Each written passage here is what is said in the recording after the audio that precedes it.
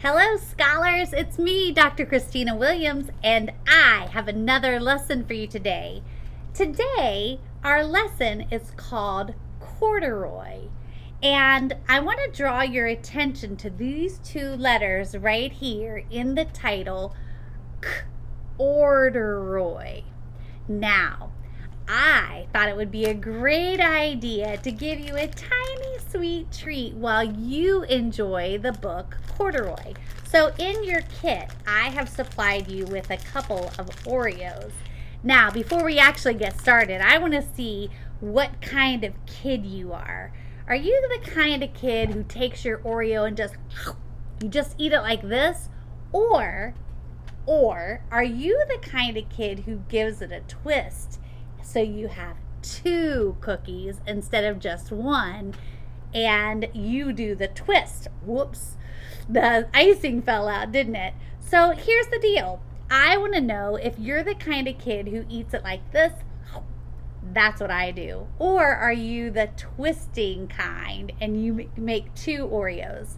Regardless, whether you're the kind who twists or you're the one who just takes a chompy bite, the motion to remind us that OR says or is this. We're going to twist some Oreos to remind us the sound that OR says or, like Oreos. Are you with me? This book is called Corduroy. It was written long ago, but I still enjoy it. I hope you will too. Corduroy is a bear who once lived in the toy department of a big store. Do you hear the or sound in store? Day after day, he waited with all the other animals and dolls for somebody to come along and take him home.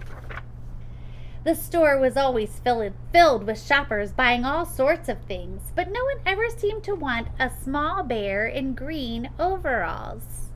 Then, one morning, a little girl stopped and looked straight into Corduroy's bright eyes. "Mommy," she said, "look, there's the very bear I've always wanted." "Not today, dear," her mother sighed. "I've spent too much already. Besides, he doesn't look new.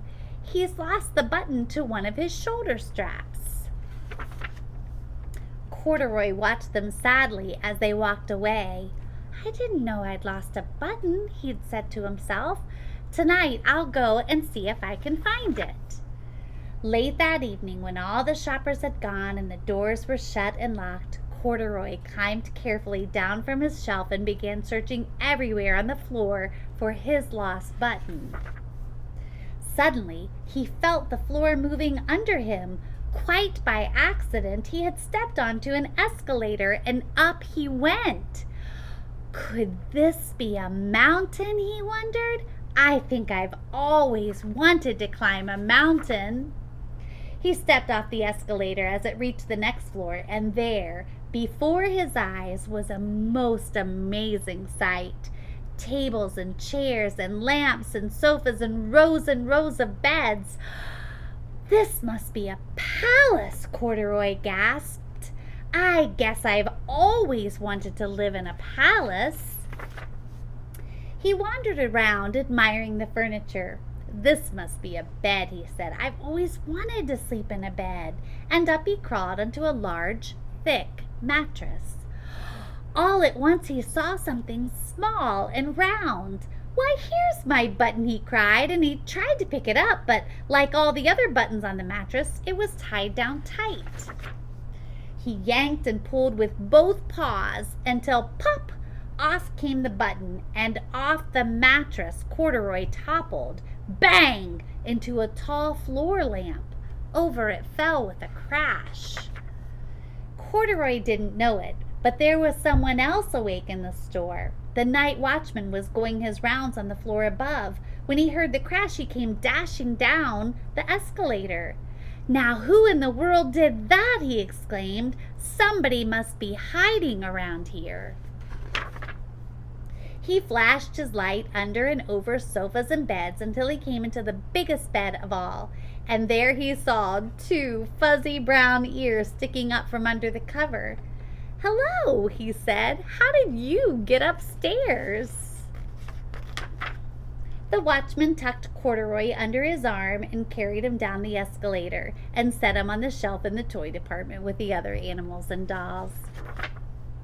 Corduroy was just waking up when the first customers came into the store in the morning, and there, looking at him with a wide, warm smile, was the same little girl he'd seen only the day before.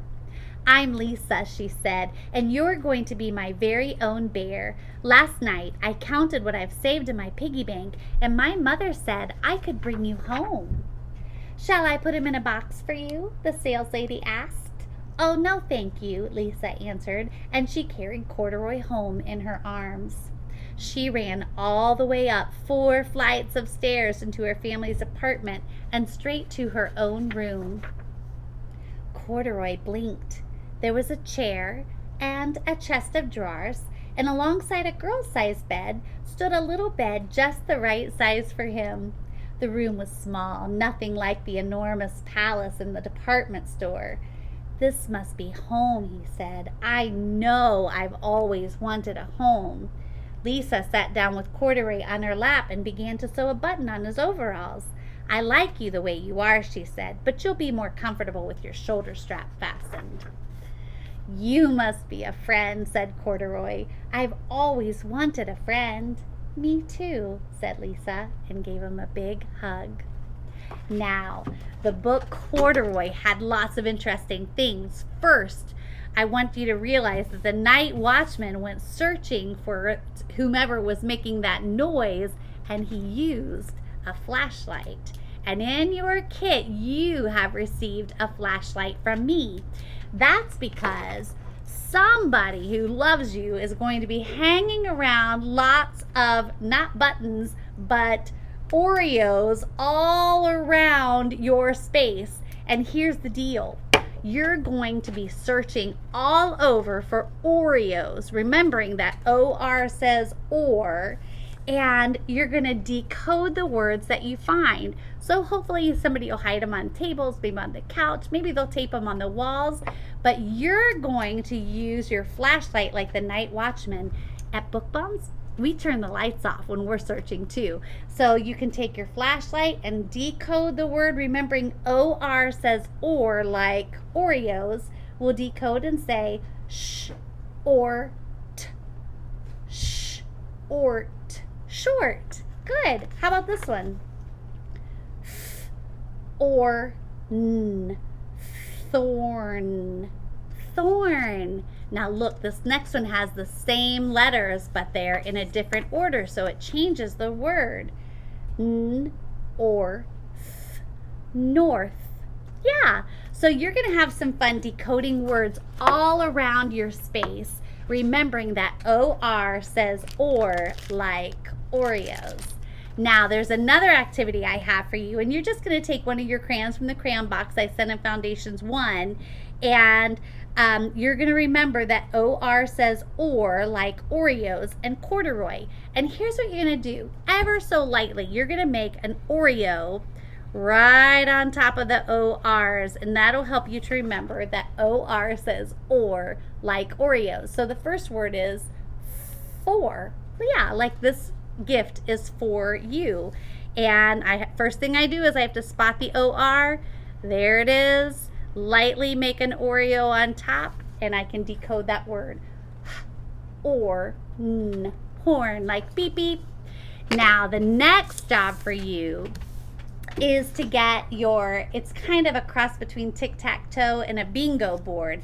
You don't even have to read the words that you have. What you're going to do is just place your word cards right on your bingo board like this. You can mix them up any way you like. And you're just going to place them, and then we're going to play bingo. And the way you do it is your family member or teacher or whomever is working with you is going to call a word, and your job is to find the word. Now, so far, you have not even read these words, and that is A-okay. This is how we're going to start the lesson. So, we're going to put the words right here on the bingo board, and then your teacher is going to say, All right, I want you to find on your board, let's say it's the word forgave. Now, forgave is not one that I chose to put on my board, so I don't get to cover anything up. But if they say find the word thorn, I'm going to look through and I'm going to really be a detective about what says th. There's a T, but not a TH. Thorn. I've got it. So when I've got it, I'm going to cover my word with an Oreo. Now, you're going to play until you get tic-tac-toe 4 in a row, either straight up and down, side to side, or diagonally.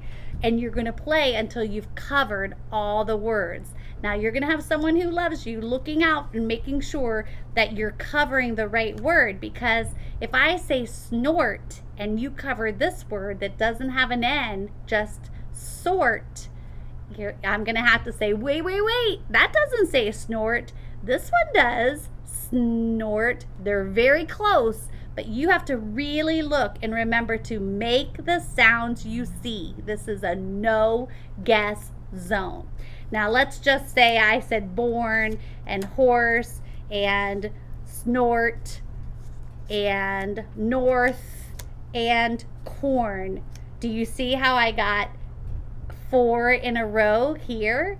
So instead of saying bingo or tic-tac-toe 4 in a row, we're going to say OR says or.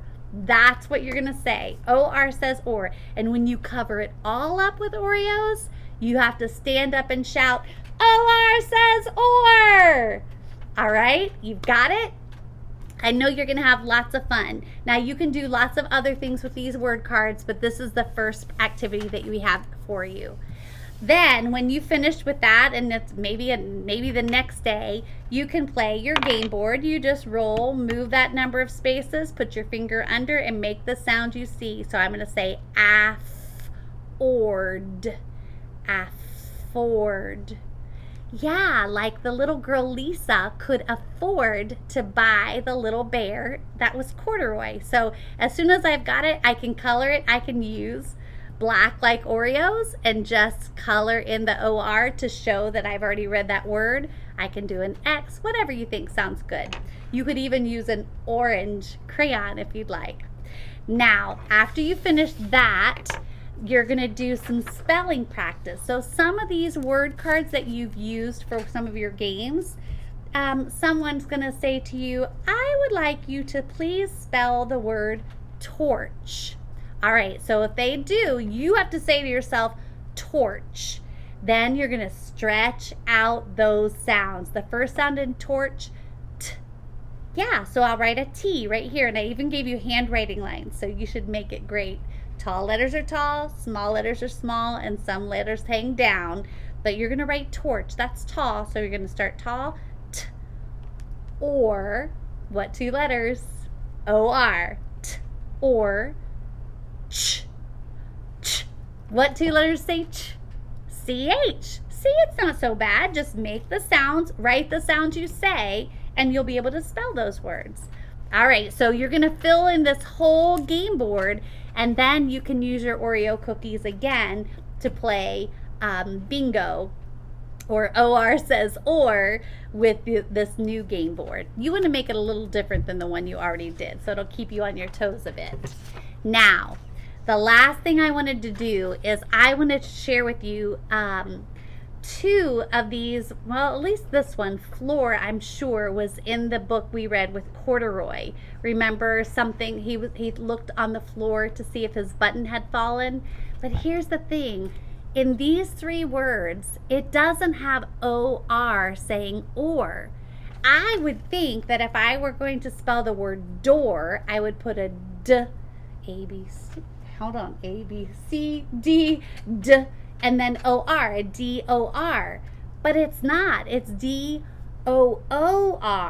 And I have already taught you that O-O says oo or So if I read this word, I would think it would say doer. But it's not. These are 3 rule breakers, and they're words you just have to remember: door, pour, and floor. Now I've got a tip. Door has a doorknob, 1 on each side usually, so door has 2 doorknobs. Poor has 2 pennies. If you only have 2 pennies, you're poor. And floor, I haven't thought of one yet for floor. Maybe there were 2 buttons on the floor? I don't know. If you think of a good one, you let me know and I'll tell all the other Foundations for Literacy scholars. So here I've just given you a piece of paper where I want you to practice writing the words door, pour, and floor. Actually, you're going to get 3 different sheets like this. So you can practice it one day and then do it another day. And I bet by that 3rd day, you'll know how to spell the words door, pour, and floor. All right, scholars, that is about it for our lesson today. Remember, we know that OR says or like Oreos. I'll see you soon.